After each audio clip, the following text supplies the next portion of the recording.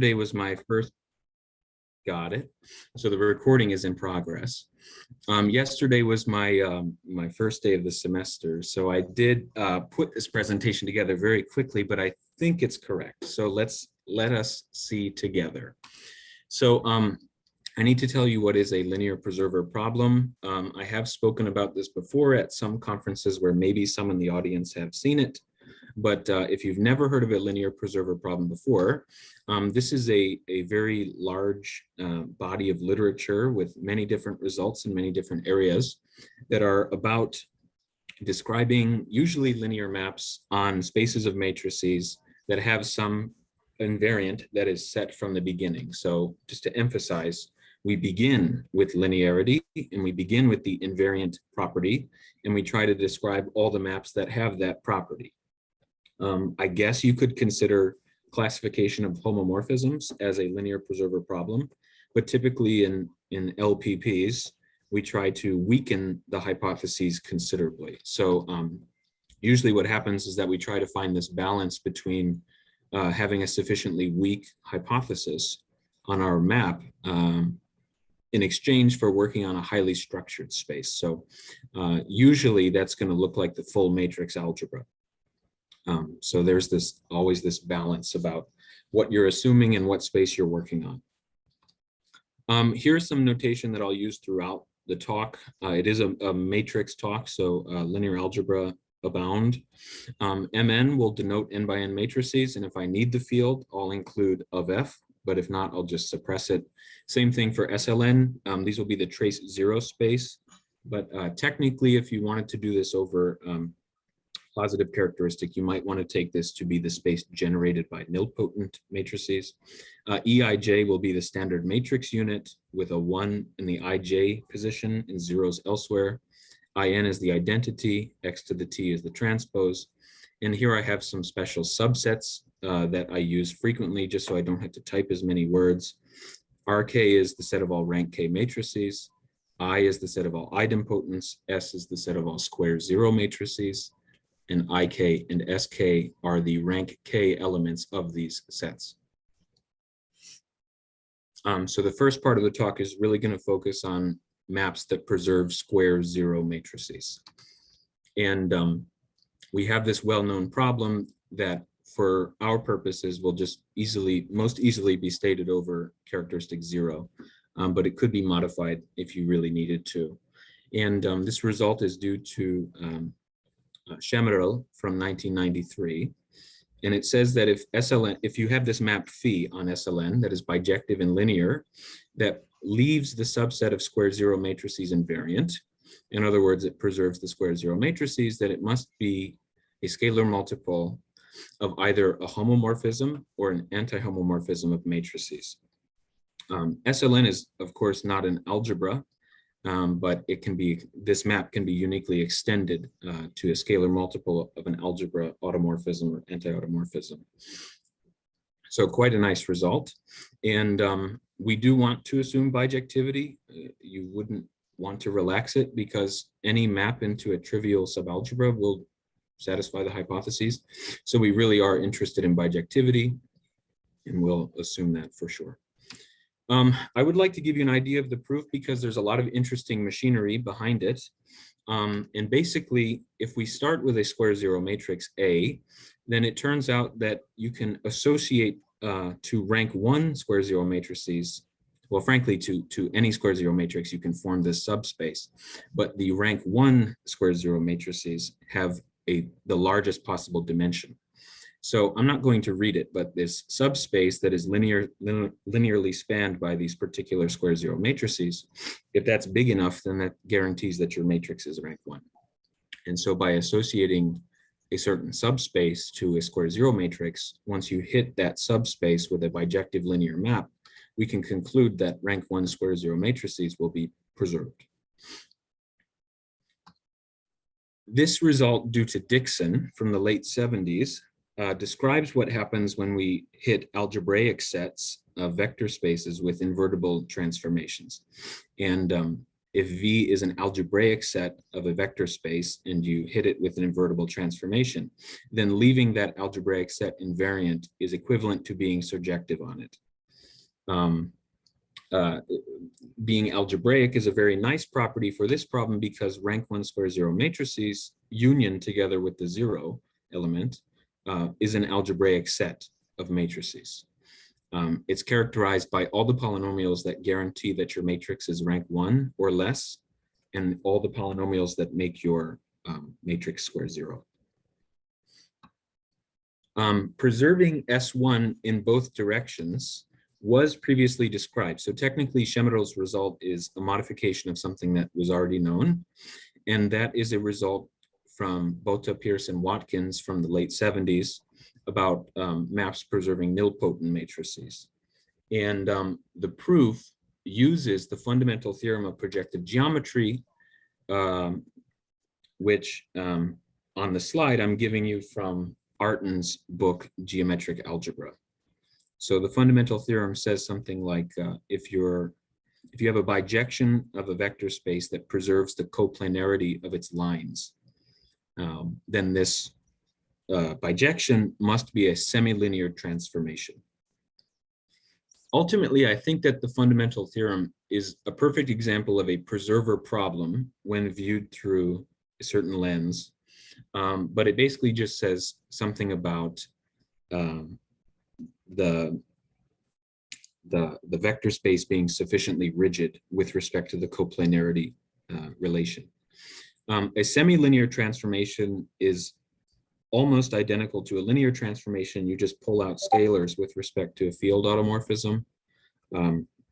It's quite similar to linear transformations in that way. It's not going to be important for us that we understand semi-linear transformations completely, but I would like to identify how Botha, Pearce, and Watkins used the fundamental theorem in their proof. So the fundamental theorem requires that we're talking about 3-dimensional spaces or larger, but when that comes to our matrix problem about preserving rank 1 square 0 matrices, it's easy to verify Shemiro's result directly in the 2x2 case. So this is not a big deal. What we do is we form 2 subspaces denoted M of V, where V is an element of the vector space that is acted on by matrices. So M of V is the set of all square 0 matrices, rank 1, that have the same image vector. They all generate the same 1-dimensional subspace. And then M transpose will be the transpose of all the matrices in M of V. And just a cheap example here is M of E1. So if you take the first coordinate vector, all of the matrices with entries in the first row, not on the diagonal, all of these square 0 matrices will have that image vector. And of course, M transpose will just be the first column vector. And so what happens with our map phi is that if you preserve S1, then you're sending these M subspaces onto other M subspaces or M transpose subspaces. One detail that's not obvious, but you can show, is that all of the M subspaces go to other M subspaces uniformly. So we're not mixing row spaces with column spaces. Everything is being done in one uniform fashion. So what we can do without loss of generality is assume that M's go to M's and M transposes go to M transposes. This will set up a bijection, and here comes the fundamental theorem, defined by sending this vector V to W if and only if phi maps M of V to M of W. And what we show going forward is that theta, the bijection, will preserve coplanarity. So if you have 3 distinct vectors that are coplanar, so one is linearly dependent on the other 2, then the dimension of the sum of all these subspaces will be 2n minus 1. Also, I just realized I shouldn't include these dimensions here. I should take them out. So behold, our first error. Take out this dimension. Just take the sum of all 3 spaces. Phi will preserve this dimension. So when we hit all of these 3 subspaces with phi, then we know that they will be pairwise independent because phi is bijective. But if they turn out to all 3 be independent, then we have too big of a dimension when we sum these subspaces. And again, I've committed the same crime here. So take out this dimension. But if 2n minus 1 is equal to 3n minus 3, then we're talking about too small of a subspace. So theta will preserve coplanarity. And therefore, we know that theta will be implemented by a semilinear transformation. I did this for the the paper did this for M subspaces. Do it again for transpose subspaces, and you obtain another semilinear transformation. And to be honest, I'm going to skip the rest of the proof because it's quite technical. But this is the core of the argument, that our map phi is very regular, and it's preserving a lot of the structure of these subspaces induced by rank 1 square 0 matrices. So there's something fundamentally geometric happening when we consider this particular problem. And now what I would like to do promptly is to break stuff for fun. So consider a bijective linear map from SLN to SLN that has this specific property about rank k square 0 matrices. Suppose that rank k square 0 matrices are mapped to square zeros, but we don't necessarily have to preserve the rank. Okay, naturally k needs to be between 1 and n minus 2 because it's a square 0 matrix, but we are fundamentally not preserving rank. Well, it turns out this is not a problem. If phi is bijective and linear and it sends rank k square 0 matrices to square zeros for k big enough, then phi will preserve all square 0 matrices, and therefore we will have this extremely nice description on SLN. Okay, so it's a significant weakening of the hypothesis of Shemerov's result, but I do need to point out that we are assuming that k is greater than or equal to 2. I'll give you an idea of the proof. It's not too hard to show by multiplying lots of matrices together that rank m square 0 matrices will be mapped to square zeros for all m less than or equal to k. So you can descend from k down. And in particular, since k is greater than or equal to 2, we're going to pick up rank 1 and rank 2. So if I have two rank 1 square 0 matrices and they satisfy this this equation st plus ts equals 0, then s plus t will end up being a square 0 matrix, and it will either be rank 1 or rank 2, depending. But since phi will preserve the square 0 property of these elements, we find out that phi will also preserve this equation of phi of s, phi of t plus phi of t, phi of s equals 0.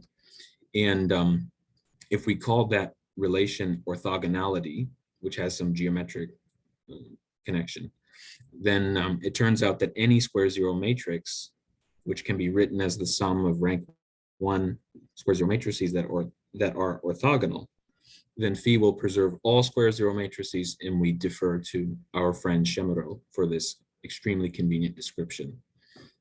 So quite a nice, simple proof, in my opinion. But I have very unfortunate news when I tried to solve this problem for rank 1. So it's not very good. If you only assume that rank 1 square 0 matrices are mapped to square zeros, then it doesn't follow immediately from the hypotheses that we are preserving orthogonality. Therefore, we don't know about the rank in the image. And in principle, a line in f to the n could go to something else. So it's not clear that you can use the fundamental theorem of projective geometry like those other situations. But phi is still bijective and linear, so it's still extremely well behaved on the matrix space. And so I thought for a long time that there might be another way to prove this, but it turns out the answer is no. And the horrifying example that I've cooked up is the following. So suppose phi is a linear map on SL4 that sends a matrix with coefficients A to this thing on the right. It's not that complicated, but it's weird. We do assume that the trace is 0. Then phi happens to be bijective and linear, and it sends rank 1 square 0 matrices to square zeros. but it certainly does not preserve rank, because I'll draw your attention to what happens to first row, second column. If there is a 1 here for A12, then that is mapped to a 1 in the same spot and a 1 down here. So we are not preserving rank. And in particular, that will automatically exclude the 2 maps that we obtained in the Chemerel problem. You can generalize this to any n. I've done it for 4. When you go to higher dimensions, you need to add more pluses and minuses into the pattern, but it's fine. For n equals 2 and 3, you won't find a counterexample because the set of square zero matrices is just equal to S1. So this is a large matrix problem. And in particular, if you take what happens in this example and you abstract it, then you can find, in general, linear maps nu that satisfy these 2 properties, and cook up plenty of examples of bijective linear maps that satisfy this hypothesis that are not automorphisms or anti-automorphisms. And the previous example for n equals 4 is defined by this simple map here. So I'm not convinced that there will be any sort of regularity in attempting to describe all of these maps. It seems likely to me that there's also dozens of other examples. And we're not even, I mean, everything is being done with respect to a certain basis. So once you change basis or start taking transposes, then that's valid too. So I think that this problem is not describable. So I have abandoned it. But I do need the square zero matrices to address what happens with idempotence. And so that is what we will discuss next, idempotent preserving maps. For this, I'm going to recall the terminology of a Jordan homomorphism of an algebra. And this is a linear map that factors over squares. So and every homomorphism, anti-homomorphism, or frankly, a direct sum of any of those types, that counts as a Jordan homomorphism. And what is known is that if we start to describe idempotent preserving mappings, which makes sense because idempotents are naturally preserved by Jordan homomorphisms, then we expect these maps to appear. And this is what is precisely the case. So Breschard and Chemerel, again in 1993, coincidence, have found that if you study idempotent preserving mappings on matrix rings, where 2 is an invertible element, then phi must be a Jordan homomorphism.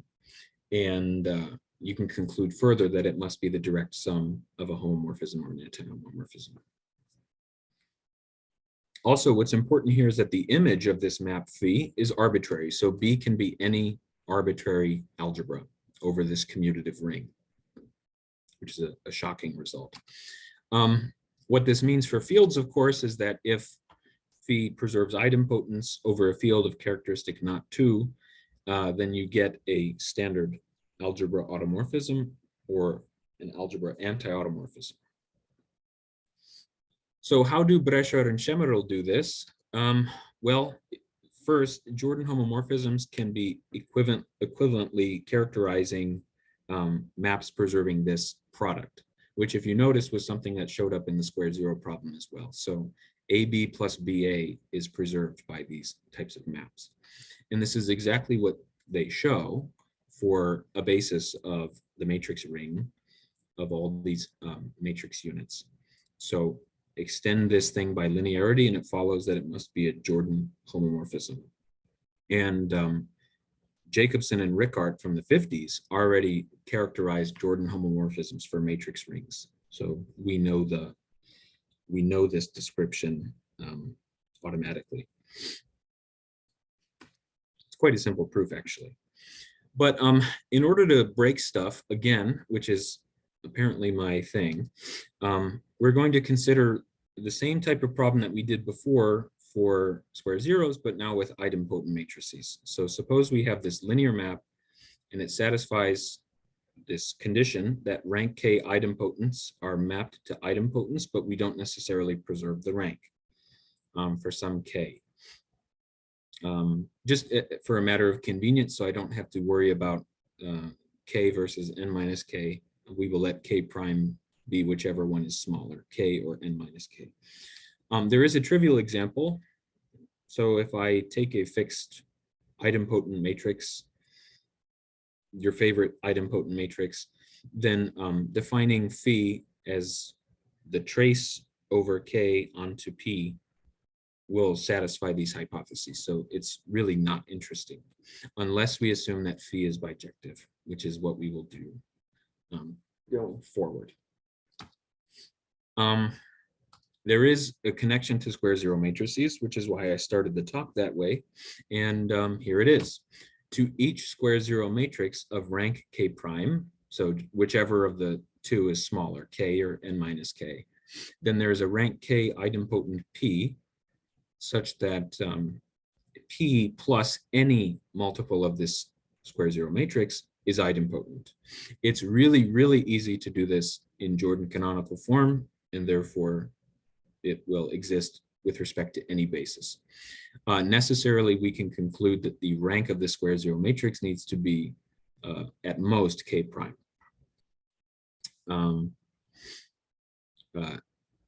Not difficult, a pretty typical problem in matrix theory. And what this means for our map is that if phi sends rank K idempotents to idempotents, then rank K prime square zero matrices will become square zero. And this is a simple proof too. Since P plus lambda S is idempotent, we will hit it with the map phi and square it and get this equation. Since phi of P squared is equal to phi of P by hypothesis, we cancel it from both sides. And then we can take lambda to be two different elements of the field, in particular because we're not working in characteristic 2, and show that phi of S squared has to be 0 for all rank K prime square zero matrices. So a very natural connection back to square zeros. And what I was able to show in a paper from a couple of years ago, actually, is that if we have a bijective linear map that sends rank K idempotents to idempotents for restricted values of K, then it turns out that phi must be one of 4 possible different forms. So phi is either an automorphism or an anti-automorphism, which is exactly the same as if we preserve all idempotents, or phi could take this one of these 2 alternate forms. And what I want to point out is that 3 and 4 are compositions of the orthocomplementation map for rank K idempotents up to similarity or transpose. And this word orthocomplementation just means that we're sending rank K idempotents to their complement idempotents. So in particular, if P is rank K, a rank K idempotent, and I put it into 3 or 4, then the trace part will cancel and we'll get identity minus idempotent. What's important for examples 3 and 4 is that in general, idempotents do not get mapped to idempotents, but only the ones that are rank K.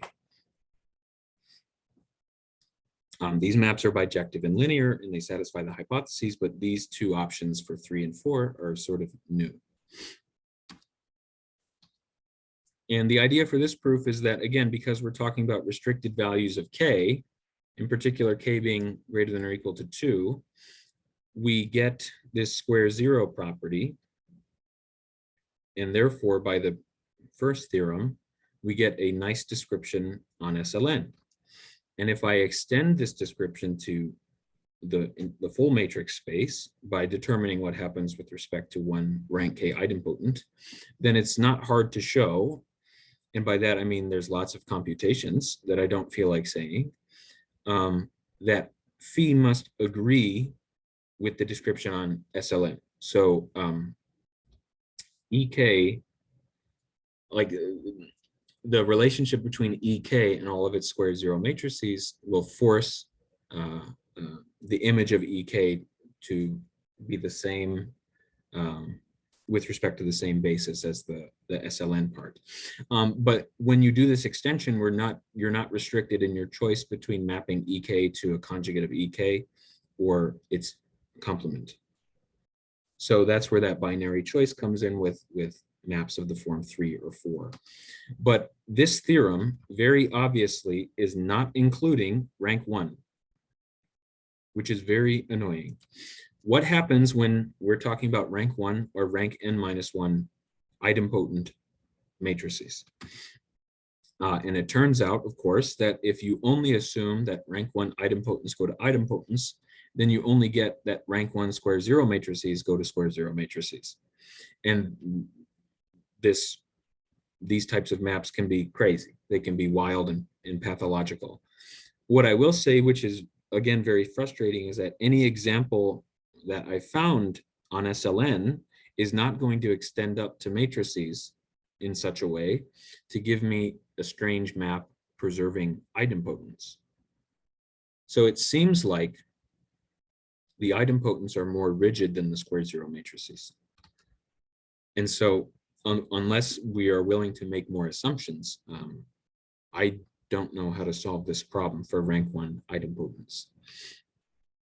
There are some special cases. So of course, if rank 1 idempotents go to rank 1 idempotents, then rank 1 square zeros go to rank 1 square zeros, and you use the fundamental theorem. So this is in some sense what you would expect. And if this happens, then we get nice maps. On the other hand, if rank 1 idempotents are mapped to rank n-1 idempotents, then we can just compose our map phi with orthocomplementation and defer to the previous example. So everything is identical if you swap out 1 for n-1. So in either of those cases, phi is guaranteed to be a Jordan automorphism up to orthocomplementation. Fine. And the reason why this makes complete sense is because geometrically, at least, we are sending lines to lines or lines to their associated hyperplanes. But ultimately, this is requiring us to make assumptions about the rank of our idempotents in the image. And I don't necessarily want to do that when it wasn't a problem for the original theorem about rank k idempotents.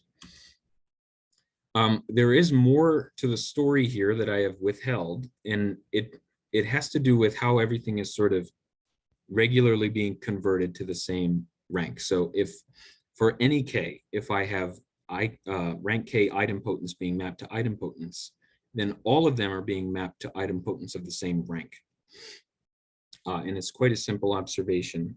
If rank k idempotents go to idempotents, then rank k prime square zeros go to square zeros. And therefore, this sets up a bijection between every trace 0 matrix. And since two idempotents of the same rank have a difference that is trace 0, you can conclude that phi of p minus phi of q will also be trace 0, and therefore they have the same rank. And that happens pairwise over the entire set. There's another fact here too, which is certainly useful for a couple of things that I'll talk about in the next few slides. And it turns out that if we have this rank k idempotent property, then a certain scalar multiple of phi is a trace preserving map. So from the previous slide, we already know that trace 0 is going to trace 0. And in fact, now we know that a non-zero trace matrix is being mapped to a certain non-zero trace matrix uniformly up to a certain scalar multiple as the ratio of k over s. So how does this proof go? If the trace of a matrix is k, you can write it with respect to a basis of rank k idempotents, and the coefficients are necessarily an affine combination. And if you hit this matrix X with the map phi, now you have converted all the idempotents in the basis to rank S idempotents. With the affine combination, gives you the right trace. And so the updated question that I don't know how to answer is whether or not there exist bijective linear maps that send rank 1 idempotents to rank S idempotents for some S. We don't need S to be n-1. I already know how to answer that. S shouldn't be one. I already know how to answer this. So what about something in the middle? I don't think so, but maybe. I over the years, I have not convinced myself one way or the other. Let's be very clear. It would be a very strange map. It would be very exotic if it existed, and there would be almost no geometric content whatsoever. But I don't know with the hypotheses at this moment if these maps exist. What I can tell you is that if you perturb the assumptions slightly, everything will fall into place. And there are several of these criteria that will work. So if you have a bijective linear map that sends rank 1 to rank S idempotence, and S is 1 or S equals n minus 1, then we're done. I've already mentioned that in the slides, but now think about number 2. If rank 1 idempotents are surjectively mapped onto rank S, then it turns out that S needs to be either 1 or n minus 1. So really, I'm concerned about whether a proper embedding exists between these two sets. Another additional hypothesis that will make all dreams come true is if our map preserves orthogonality between the idempotents. That would solve things today. On the other hand, if you know what happens to rank 1 and you also know what happens to another set of rank k idempotents, the problem will be automatic. If phi happens to be a unital map, then everything will be great. If the identity happens to be mapped to an idempotent, everything will be great. And in all of these cases, and there's probably more, phi will be one of those 4 forms. It will either be a Jordan automorphism or a Jordan automorphism with orthocomplementation. So somehow taking this hypothesis of I1 goes to IS alone is somehow not enough information. I would like to discuss briefly what the previous work was for this type of problem, and it has a certain, things work out nicer because when you consider rank K projections, as Pankov did, you get more structure to play with. So for example, if you call PK the set of all rank K projections on a complex Hilbert space, you can get examples of these bijective linear maps that are converting ranks in the infinite dimensional setting. Okay, so if we're allowed to have infinite dimensions, then there's very strange maps that will satisfy this hypothesis. But in the finite dimensional case, it's not clear what happens. Moreover, this is only defined on the real linear span of finite rank projections. So it's certainly not the space of all operators. And that's one of the main differences between Pankov's work and my work, is that we're talking about every matrix being defined for this map. Moreover, the fact that he's working with rank K projections means that he gets all this topological stuff for free. And I don't consider myself a topologist by any stretch, but basically working over complex numbers on the set of rank K projections gives you this compact manifold, and the natural linearity and injectivity assumption on phi will guarantee that it's a homeomorphism. So when you consider the set of rank K idempotents, it's not quite as nice as rank K projections. So in theory, one of these days I should actually learn all of these words and be able to find the problem with rank K idempotents, but that is not today. Also, what do I plan on doing in the future with idempotents? Because there is a lot that can be done. And the first one is a significant generalization of the idempotent preserver problem. So just in general, if you have an algebra A, we will say that that algebra is idempotent elements determined if for every symmetric bilinear map into a vector space V, if you satisfy this idempotent criterion, then your bilinear map has to be implemented by a linear map into the vector space defined on this symmetric product. And so it's a very strange definition, but what it means is that the bilinear maps that satisfy a certain property need to be the obvious ones. It needs to be just a linear map evaluated on these products. This direction of using bilinear maps in place of preserving maps is sort of one of the most natural directions that we can do. And there's quite a bit of literature, maybe in the last decade or so, that is sort of building on this. And so what we know from a particular result is that the matrix space is idempotent elements determined. So every bilinear map that satisfies this condition turns out to be a really, really nice bilinear map. And in particular, this will help you with idempotent preserving mappings. So if you define a bilinear map by one of these maps phi, then more or less you get the description for free. So it's quite interesting, actually.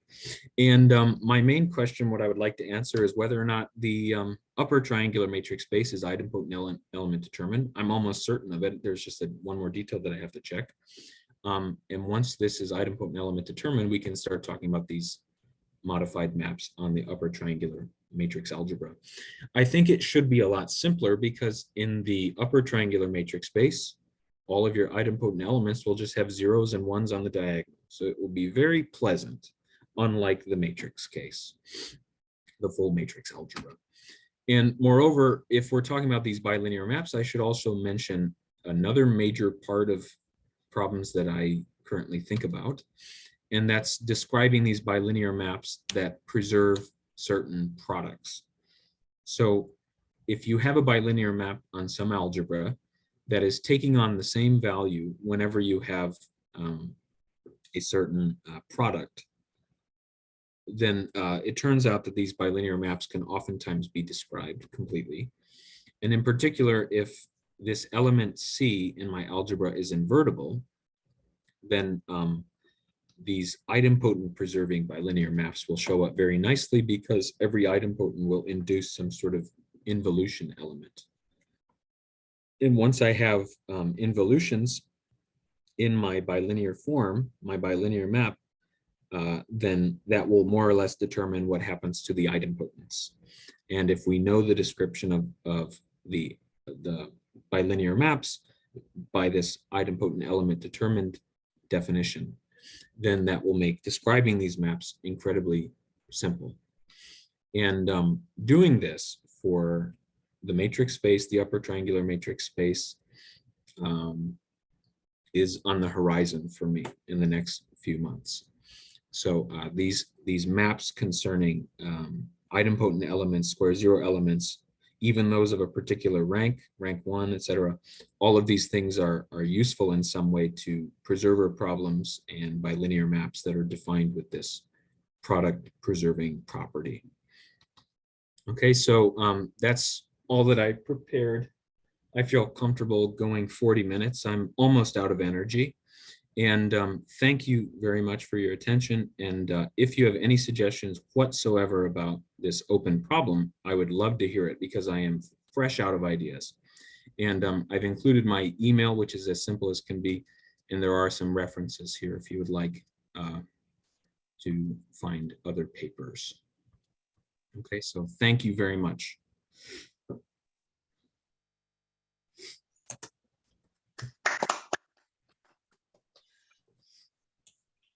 Thank you, Hayden. Mm-hmm. Nice presentation. Does anybody have any questions or comments for our speaker?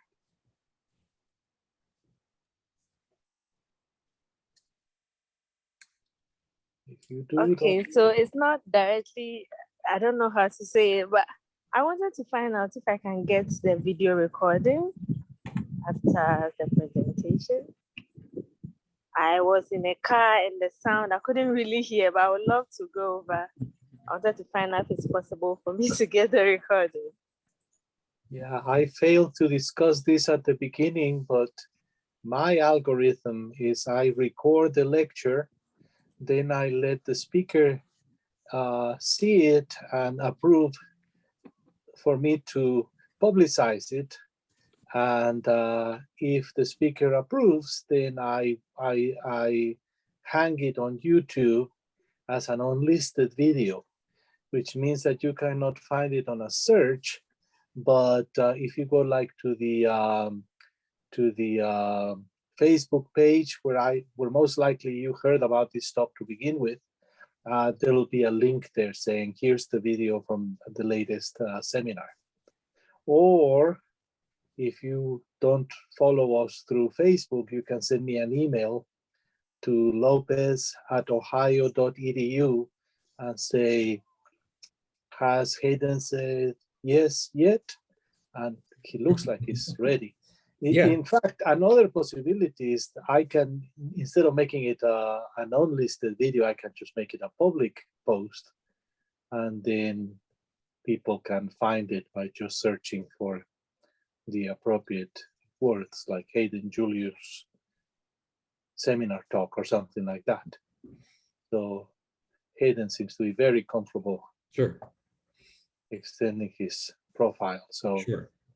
okay, well, so most likely it'll be posted soon. All right. Thank you very much. You're welcome very much. Any other questions or comments?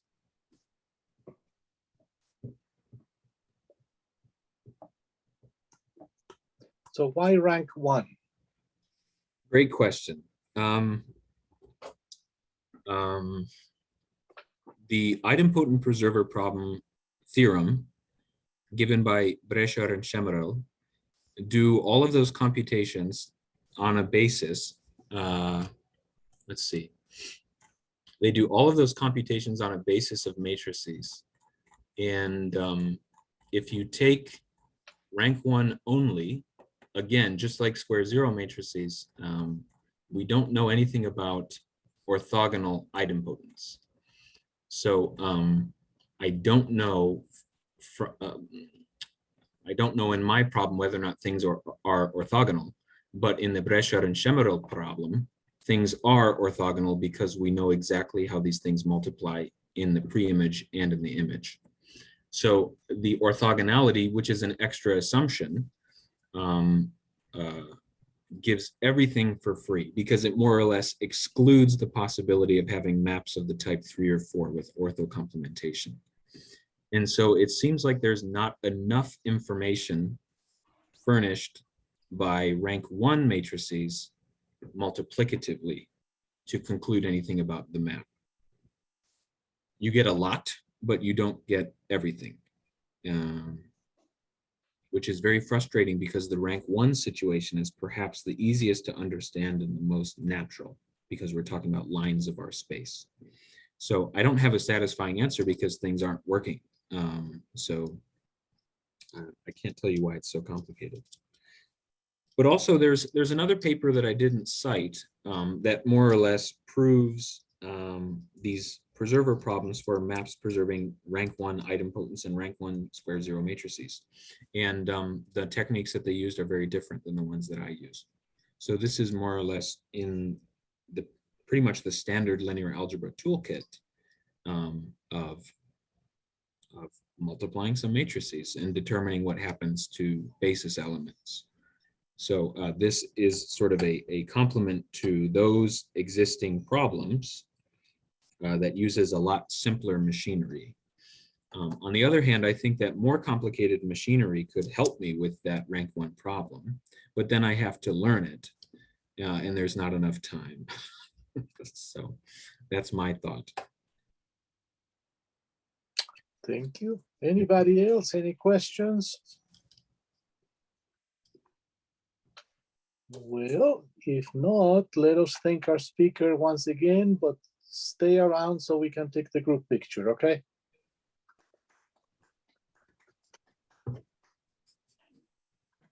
So if you stop sharing your screen, there we go. And everybody turn on your cameras unless you're too shy for such things. I see lots of people that are not shy. That's nice to see. Okay. Smile, everybody. 1, 2, 3. Let's try a second one. 1, 2, 3. Okay. Thank you very much, Thank you. Hayden. Thank you, everybody, for coming. Of course. Um, I wanted the seminar to get started. This is just week 2 at OU. I'm on sabbatical, so I'll be absent for a couple of weeks. So it's gonna take a while before we have round 2. But stay tuned. It will be soon. Okay. Thanks. Bye bye. Thank you. Bye-bye. Thank you.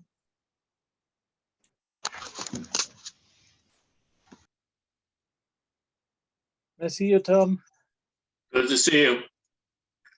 Are you in town? Yeah, I am. Yeah, I've been around most of the time. So Yeah. Have you managed to stay healthy? so far, I'm quite cautious about things. Probably more cautious than most people. So Yeah. stay away from people. Yeah. That's the way to do it. The only time I was in Morton was about 3 or 4 weeks ago when I lost my internet at home for a few days. So Yeah. I've been on campus a few times. I do use the aquatic center. But other than that, I lay pretty low. Yeah. I've Well, got a family get together, but I'm not going. There's too many people all on top of each other. yeah. I got brave this summer and I finally went to a couple of conferences. But it's one of them was in Zurich. So, being in the long flight and all that is pretty unnerving. So I don't know that I'll get my nerve again anytime soon. Yeah, a lot of people I know have picked it up traveling, Yeah. or at home because someone else at home gets it. Yeah. Well, hanging there. Good to see you. Okay, you too. Take care. Bye. Have a good sabbatical. Thanks. Bye-bye.